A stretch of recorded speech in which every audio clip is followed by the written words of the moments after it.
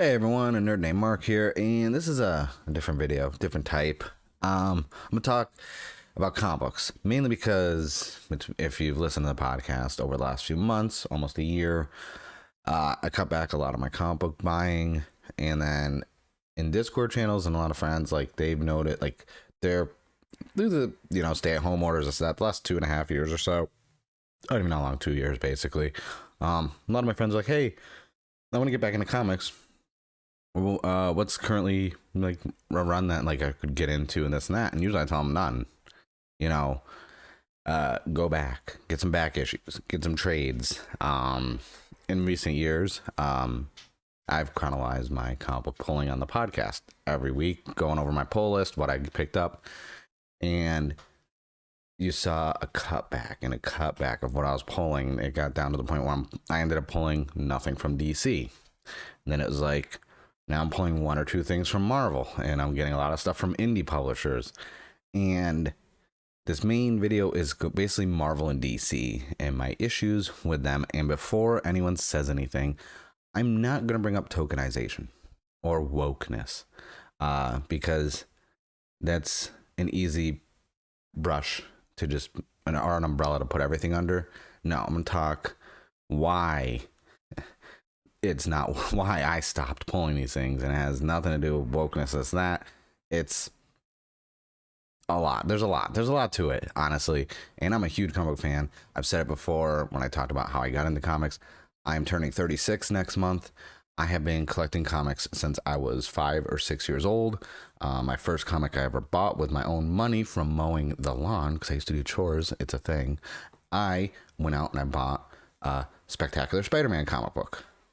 And then I also had an Amazing Spider-Man comic book, and that was like my first comic. Then I got into, X-Men. I'm not gonna go over my whole history, but it was a domino effect. It was mainly because at the same time, around that time, a year or two later, Power Rangers popped up on TV, the Spider-Man animated series, X-Men animated series. So then it was like, oh, these are comic book characters, and then it was just off to the races after that. And those comic books have been a part of my life. Mainly Marvel and DC. So I'm gonna say straight out there, like the comic book industry right now. I have this weird, at least for me as a fan, I came to terms long ago that the like comic book movie aspect of everything, I'm not that demographic. They're not making, Avengers Endgame or Ant-Man and Wasp, Shang-Chi, Thor. None of those are being made. I'm not the demographic. And I'm okay with that because I know you make it that nerdy, you make it that specific. You need to reach a broad audience. It has to be entertainment, popcorn flicks. No qualms with that. The main thing is with DC, they've had a few, like the Snyder Cut, the newer Suicide Squad, not the other trash one that came out, and even shows like Titans was good for the first like season or two. Like they have glints and like little things like, oh, this is good, and then we get trash. Like Wonder Woman 1984, which I reviewed, and I literally I brought up valid points, and even I got called a misogynist and all these other things, and I'm just like, it was bad. Like it just wasn't good. I was like, I brought up positives, but hey, that's how that it shows the demographic is for the movies aren't for me. They're gonna wide appeal to a mass audience, but at the same time hit those niche select groups of people that I'm not gonna name that will go to bat for them on social media. But if you ask how many times I saw the movie, they'll be like, oh, well, I waited till it was on a streaming service. It's like, but you've been defending this movie for quite some time. And that's slowly bleeding into the comic book industry now. I was looking at comic book sales because I never look at numbers. I get the comics I want to read. I follow the writers that I enjoy. Like, I mean, I've said it countless times. Donny Cates, Ryan Parrott, Kyle Higgins, Hickman with his X-Men run, freaking Cine Grace, like all like there's I have a list of comic book writers that I will go to bat for, and they will get my money. Same with artists like Moria and stuff like that. And I do enjoy all my Scotty Young variants because I actually have a long box of just Scotty Young baby variants from Marvel. That was expensive, but now the comic book industry is getting to that point where I was just curious. I saw a YouTube video pop up on my feed. I think it was Yellow Flash, and I was like, oh, I've never seen their videos before. And it was talking about like the sales of comics. I was like, oh, I want to check this out because I'm always curious. And I was instantly just like, I'm shocked that all these comic books that were trending on social media had all these articles that weren't even breaking the top like 50, not even the top like 30 sales. So I was like, what in the hell? So then I kind of did my own research, and I don't research into this. From the industry side of things for comic books, I stay away from it. I just want my entertainment. That's it. That's all comic books and movies are supposed to be. Entertainment, especially comics. Like it's a fictional character doing things you can't do. That's why you like superheroes. They're superheroes. And yes, in the 80s and 90s, even sometimes towards the end of the 70s, there has been political interjection in our comic books. There has been serious things like, Speedy with the whole drug situation with Green Arrow. Like there's been those things in there, and they were done in a way that was intelligent writing, no pandering, nothing like that.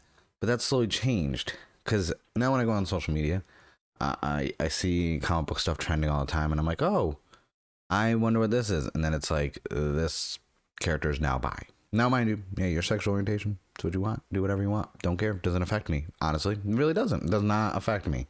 But when I see tons of people hyping up these stories and this and that, and I'm like, oh wow, that's gonna be a lot of sales. And then I see the sales numbers, and I'm like, well, they did this because you guys hyped it up on social media. Then you guys didn't go to bat for them and buy this issue. Now this run is probably going to get canceled.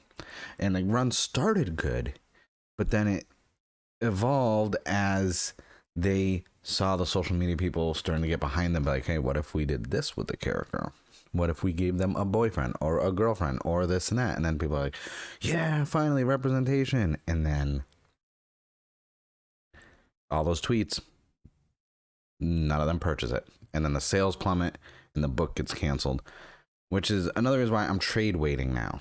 And that's a term where basically every like 6 months or so we'll get another volume of a comic book. So say in January, it's January, issue 1 of a new run starts. By June, we're on issue 6. Around August, volume 1 of the trade will come out, which will consist of issues 1 through 5 or sometimes 1 through 6. And then once they're about 10, 11 issues in, volume 2 comes out, which will be like 6 through 10 and stuff like that. So I'm trade waiting now. Unless it's an arc, like a 5-issue arc, 4-issue arc, kind of like what Stranger Things does. They do 4-issue, sometimes 6-issue arcs, and then they get a trade for it. And that's what I do with... I mean, the Stranger Things one, that's different because I actually get those for the variant covers, and then I get the trades after. But there are some comics like 3 Jokers. Like the last full DC run I got was 3 Jokers, and that was only 3 issues. And then I even got the hardcover Barnes & Noble exclusive with the lithographs in it. And before that, I was pulling Green Lantern, Shazam, Batman and Superman, and the Son of Kal-El. And then... No, all of Marvel Plus trade waiting on all those now, except for 3 Jokers. But Shazam just got like the writing at DC just is not consistent, and there's no consistent arcs. I don't know if it's because I've been reading comic books so long. I've read so many different stories that I kind of want something new, but I want something new that's good. These are all very shallow stories, masqueraded as these deep character development things, but when you look at the list of the writers that are working on a lot of new comic books, they don't have that. They don't understand comics, I don't think. They understand opinion pieces or Medium articles about something, but from a comic book standpoint, No, and a lot of what takes me out of it is a comic book. You got the panels, you got the drawing, you got all the artwork, everything happening. The dialogue is the seasoning that makes it delicious, and a lot of them aren't writing good dialogue. Marvel's just as guilty though. I'm not gonna pick on DC because Hickman's X-Men from House of X, Power of X, then into the X-Men was really good. I didn't really like the New Mutants or Excalibur or stuff like that, like the Marauders. Like those weren't really doing it for me. I stuck strictly with the regular X-Men run, and that faltered out fairly recently, so I stopped pulling that. And then there was Donny Cates with Thor, and I've gone on tangents about Thor. Everything from Original Sin to Thor losing the hammer and Jane Foster taking over as Thor. Then that whole arc, then into War of the Realms, which was so good, leading up to Thor getting his hammer back, becoming Allfather. Then Thor's run for Cates, where he's just Allfather, so good, and then becoming a Herald of Galactus. Also, and I was like, this is decent. And then Donny Cates done writing it, new person takes over, and I was like, okay. Whenever a new writer takes over from one of my favorite writers, I give them 2 issues. That's it. You get 2 issues to hook me into what your writing style is. And if it's not working, I don't pull the comic. And Thor, it took me 1 issue. And I was like, all right, I'm done with Thor. That's not happening. Then, but Donny Cates is writing Hulk now. I'm hopeful for the Hulk. It's 2 issues in. I think 3rd is coming out this month. It's decent so far. It's good. But there's a lot of indie comics. Indie comics are where it's at now. And the main reason why I'm actually doing this video is because I actually want to talk about manga. Because in the last 2 years, the amount of manga I've bought, because I used to collect manga. I used to read manga in high school, college. It wasn't as easily available here. I'd have to go to like Barnes and Noble or specialty store. Now you can get at Target and Walmart. You can get manga now. It's like, and that's why manga is killing it in sales. And there's something on manga that I like because it's just story, character, good. There's nothing else to it. There's no pandering. There's none of that stuff. It's just, you want a good story. You want a story. That's it. Like they're not going for demographics. They're staying in their lane of their genre, and that's it. The genre is the demographic. That whereas comics right now, they're all over the place. And for me, I've drastically cut back. Like I'm still getting a lot of stuff from Boom Studios, like the Power Rangers. I'm still picking up other things like Radiant Black, crossover, like Something is Killing the Children, House of Slaughter. But my pull list is very small. And like from a Marvel standpoint, outside of Hulk, I am still getting Miles Morales Spider-Man. And I always want to do a video on Spider-Man because so many people still say, hey, Miles Morales isn't Spider-Man. And I get it. They killed the Ultimate Universe Spider-Man to basically make Miles Spider-Man. And when other people are like, well, there's other Spider-Man, but they have different names. There's Spider-Man Noir, Spider-Man 2099. There's Scarlet Spider. There's Spider-Gwen. There's Spider-Pig. There's Spider-Man with something or Spider something. Whereas Miles Morales was given the mantle of Spider-Man. So I get that complaint. If he was Spider-Man anything else, I feel like no one would have an issue. But because he took the mantle from Peter Parker, or was given the mantle of Spider-Man from Peter, that's why people have an issue. And it's a good comic. It's not the best. It's definitely not the best Spider-Man I've read. I think Amazing Spider-Man, once you got into the late 200s, into early 400s, that whole bulk run right there, really good, especially in the 230s. Or the 270s. Was it 230s? Yeah, the 230s and the 270s were good. Early 300s were good. So that time frame, great. That's still my favorite Spider-Man comic book time frame from releases. And the Miles Morales Spider-Man, like Ultimate Spider-Man, that wasn't appealed to me. It was until he got his new comic, the Miles Morales Spider-Man, that's only like in the 30s for issues. So it's been running about almost 3 years. That one is good. I enjoy that because it started off as kind of like a team up. So they had, Captain America in there with him. There's even an issue where he teamed up with Rhino and Captain America. But that one, doesn't seem as preachy. It's very entertaining. But there's a lot of comics that are just, I don't get it. And it's gonna take these sales going and more comic books being canceled, because a lot of comic, like, it doesn't make the news when these comics are canceled. Like, a few people will tweet about it. Oh, this was canceled because cis white men didn't buy this issue, so now we have to cancel it. And it's like, well, you didn't make the book for that demographic. Now, mind you, I have some weird comic books that I read and manga that I read that I'm not the demographic for. And no, before you think, it's not those types of books. It is not those types of books. Do not take words out of my mouth. It is not those types of books. But just from the standpoint of connotation, is that if good writing is good writing, regardless of what your book is about, if you write good and it's a good story and it's compelling, I will enjoy it. I'm just saying the pandering side of it is not helping. And they're writing these books for social media. And the people on social media are not buying these books at the end of the day. That is hurting everything.